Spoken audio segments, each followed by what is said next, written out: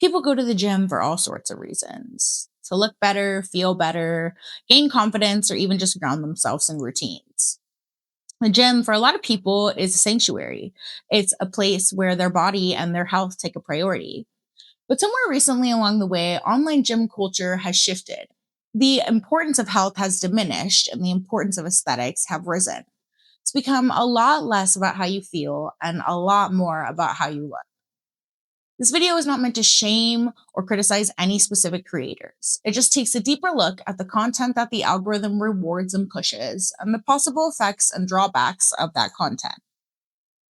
Everybody has their own idea and their own definition of health. Even looking up the word, you find multiple definitions. One example from Merriam-Webster reads the condition of being sound in body, mind, or spirit.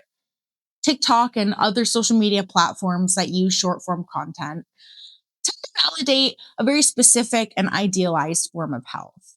That form of health looks like extreme leanness and unmatched discipline, aesthetic centered content over health centered content.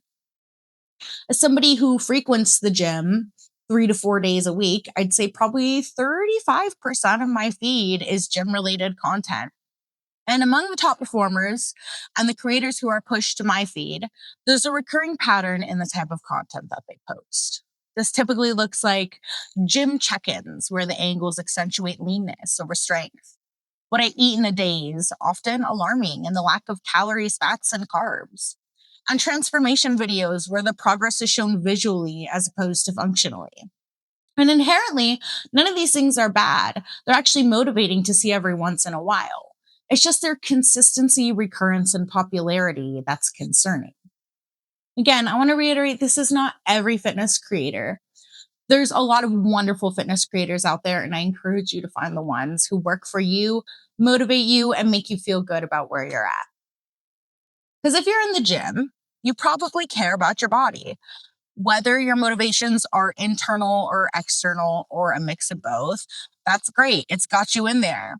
But there is a population of gym goers, myself included, who are vulnerable to, if not already struggling with disordered eating, unhealthy body standards, and expectations. And that's not explicitly applicable to women.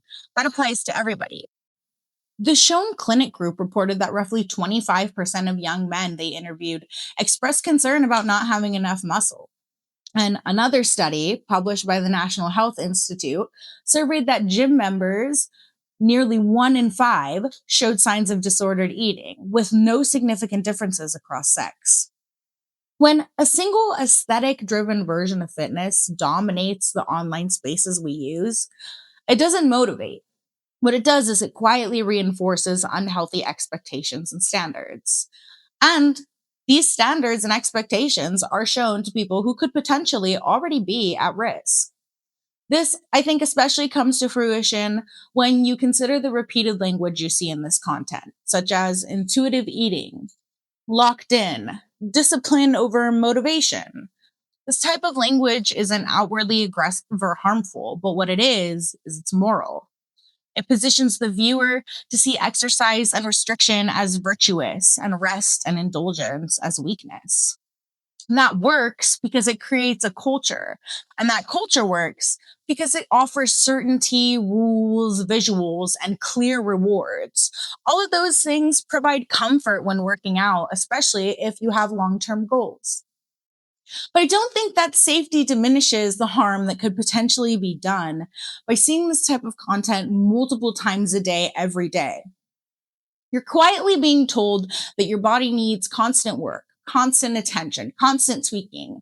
And for people who are vulnerable or at risk to control and perfectionism and comparison, this type of content doesn't just motivate, it can reinforce bad and dangerous habits.